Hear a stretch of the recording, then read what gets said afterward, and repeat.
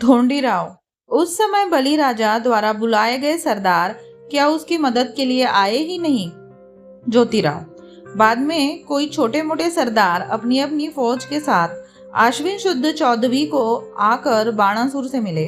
उनके बाणासुर से मिलने की खबर सुनते ही बलि राज्य के कुल मिलाकर सभी ब्राह्मण अपनी जान बचाकर वामन की ओर भाग गए।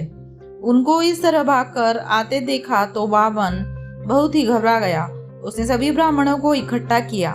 आश्विन शुद्ध 15वीं को वे सभी इकट्ठा होकर सारी रात जागकर अपने भगवान के सामने प्रसाद स्वरूप दांव पेच तय करने लगे कि बाणासुर से अपना संरक्षण कैसे किया जाए। दूसरे दिन वामन अपने बाल बच्चों के साथ सारी फौज को साथ लेकर अपने प्रदेश की सीमा पर पहुंचकर बाणासुर का इंतजार कर रहा था। ढोंडीराव। बाद में बाणासुर ने क्या किया? ज्योतिराव। बाणासुर ने न आव देखा न ताव, उसने एकदम वामन पर हमला बोल दिया। बाणासुर ने बाद में उसको पराजित कर दिया और उसके पास जो कुछ था वह सब लूट लिया। फिर उसने वामन को उसके सभी लोगों के साथ अपनी भूमि से खदेड़कर हिमालय की पहाड़ी पर भगा दिया। फिर उसने उस वामन को दाने दाने के लिए इतना मोहताज बना दिया कि उसके कई लोग केवल भूख से मरने लगे। अंत में इसी चिंता में वही परवामन अवतार का सर्वनाश हुआ, मतलब वामन भी मर गया। वामन के मरने से बाणासुर के लोगों को बड़ी खुशी हुई। वे कहने लगे कि सभी ब्राह्मणों में वामन एक बहुत बड़ा संकट था। उसके मरने से, उसके नष्ट हो जाने से हमारा शोषण उत्पीड़न समाप्त हो गया। उसी समय से ब्राह्मणों को उपाध्याय कहने की पारिपाटी चली आ रही होगी। इस तरह का तर्क निकाला जा सकता है।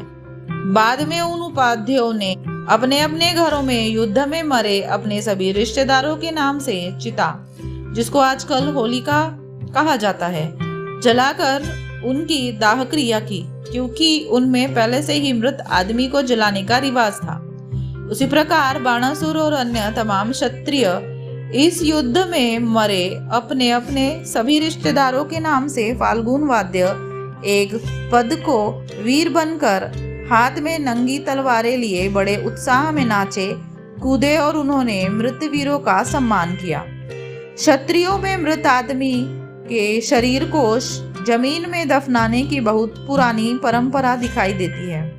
अंत में बाणासुर ने उस उपाध्याय के रक्षण के लिए कुछ लोगों को वहां रखा। शेष सभी को अपने साथ लेकर अपनी राजधानी में पहुंचा। बाणासुर के अपने मुख्य राजधानी में पहुंचने के बाद जो खुशी हुई उसका वर्णन करने से ग्रंथ का विस्तार होगा। इस डर की वजह से यहाँ मैं उस घटना का संक्षिप्त इतिहास दे रहा हूँ। बाणासुर अपने सारे जायदाद की गिनती करके आश्विन वद्य त्रयोदशी को उसकी पूजा की। फिर उस नैवेद्य चतुर्दशी और वद्य 30 को अपने सभी सरदारों को बढ़िया बढ़िया खाना खिलाया और सभी ने मौज मनाई। बाद में कार्तिक शुद्ध 1 को अपने कई सरदारों को उनकी योग्यता के अनुसार इनाम और उनको अपने अपने मुल्क में जाकर काम में लग जाने का हुक्म भी दिया गया। इससे वहां की सभी स्त्रियां को भी खुशी हुई। उन्होंने कार्तिक शुद्ध 2 को अपने अपने भाइयों को यथा सामर्थ्य भोजन खिलाया। उन्होंने उनको भोजन खिलाकर उनका पूरी तरह से समाधान किया। बाद में उन्होंने उनकी आरती उतारी और कहा कि अल्लाह भला जावे और बलि का राज्य आवे, ईड़ा पीड़ा जाओ आनी बड़ी चे राज्य ये हो। इस तरह उन्होंने आने वाले बलि के राज्य स्मरण दिलाया। उस समय से आज तक हर साल दिवाली को भैया दूज भाऊ बीज के दिन क्षत्रिय लड़कियां अपने अपने भाई को आने वाले बलि राज्य का ही स्मरण दिलाती है। लेकिन उपाध्याय कुल में इस तरह का स्मरण दिलाने का रिवाज बिल्कुल ही नहीं है। ढोंडीराव। लेकिन बलि राजा को पाताल में गाड़ने के लिए आदि नारायण ने वामन अवतार लिया। उस वामन ने भिखारी का रूप धारण किया और उसने बलि राजा को अपने छल कपट में फंसाया। उसने बलि राजा से 3 कदम धरती का दान मांगा। बलि राजा ने अपने भोलेपन में उसको दान देने का वचन दे दिया। दान का वचन मिलने के बाद उसने भिखारी का रूप त्याग किया और इतना विशाल आदमी बन गया कि उसने बलि राजा से पूछा कि अब मुझे तीसरा कदम कहाँ रखना चाहिए। उसका यह विशालकाय रूप देखकर बलि राजा बेबस हुआ। उसने उस वामन को यह जवाब दिया कि अब तुम अपना तीसरा पांव मेरे सिर पर रख दो। बलि राजा का यह कहना सुनते ही उस गलीज गेंडे ने अपना तीसरा पांव बलि राजा के सिर पर रख दिया और उसने बलि राजा को पाताल में दफना कर अपना इरादा पूरा कर लिया।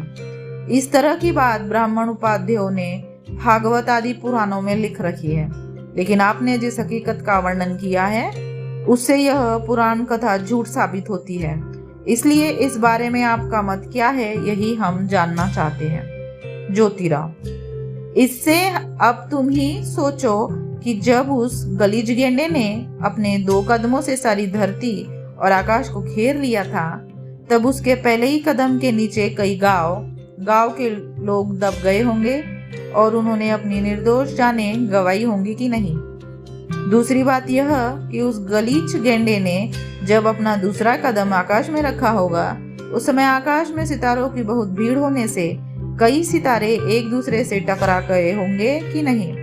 तीसरी बात यह कि उस गलीज गेंडे ने अपने दूसरे कदम से यदि सारे आकाश को हड़प लिया होगा, तब उससे कमर के ऊपर के शरीर का हिस्सा कहाँ रहा होगा। इस गलीज गेंडे को कमर के ऊपर माथे तक आकाश शेष बचा होगा। तब उस गलीज गेंडे को अपने ही माथे पर अपना तीसरा कदम रखना चाहिए था और अपना इरादा पूरा करना चाहिए था, लेकिन उसने अपना इरादा पूरा करने की बात अलग रख दी और उसने केवल छलकपट से अपना तीसरा कदम बलि राजा के माथे पर रख दिया और उसको पाताल में दफना दिया। उसकी इस नीति को क्या कहना चाहिए? ढोंडीराव: क्या सचमुच में वह गलीज गेंडा आदिनारायण का अवतार है? उसने इस तरह की सरेआम धोखेबाजी कैसे की?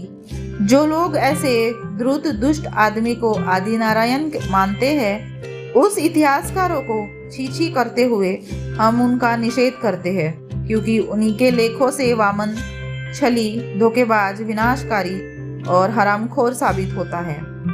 उसने अपने दाता को ही, जिसने उस पर उपकार किया था, दया दिखाई थी, उसी को पाताल में दफना दिया।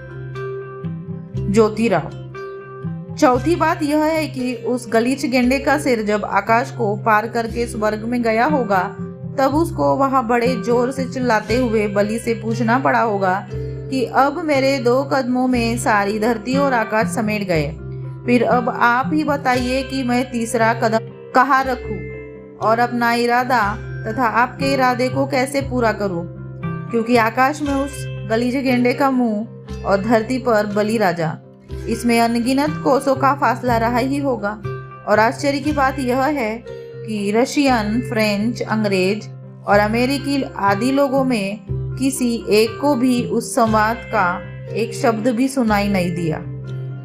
यह कैसी अजीब बात है। उसी प्रकार धरती के मानव बलि राजा ने उस वामन नाम के गलीज गेंडे को उत्तर दिया कि तुम अपना तीसरा कदम मेरे माथे पर रख दो। फिर यह बात उसने सुनी होगी। यह भी बड़े आश्चर्य की बात है, क्योंकि बलि राजा उसके जैसा बेढंगा आदमी बना नहीं था। पांचवी बात यह कि उस गलीच गेंडे के बोझ से धरती की कुछ भी हानि नहीं हुई। यह कैसी आश्चर्य की बात है। ढोंडीराव: यदि धरती की हानि हुई होती तब हम यह दिन कहाँ से देखते? उस गलीच गेंडे ने क्या क्या खाकर अपनी जान बचाई होगी। फिर जब वह गलीच गेंडे मरा होगा, तब उसके उस विशाल लाश को शमशान में ले जाने के लिए कंधा देने वाले 4 लोग कहाँ से मिले होंगे? वह उसी जगह मर गया होगा, यह कहाँ जाए? तब उसको जलाने के लिए पर्याप्त लकड़ियाँ कहाँ से मिली होगी? यदि उस तरह की विशालकाय या लाश को जलाने के लिए पर्याप्त लकड़ियाँ नहीं मिली होगी, यह कहाँ जाए? तब उसको वही के वही कुत्ते सियारों ने नोच नोच कर खा लिया होगा और उसका हलवा पस्त किया होगा कि नहीं। तात्पर्य यह कि भागवत आदि सभी पुराण ग्रंथों में उक्त प्रकार की शंका का समाधान नहीं मिलता है। इसका मतलब स्पष्ट है कि उपाध्यायों ने बाद में समय देखकर सभी पुराण कथाओं के इस तरह के ग्रंथों की रचना की होगी, यही सिद्ध होता है। ज्योतिराव: तात, आप इस भागवत पुराण को एक बार पढ़ ले, फिर आपको ही उस भागवत पुराण से ज्यादा ईसप नीति अच्छी लगेगी।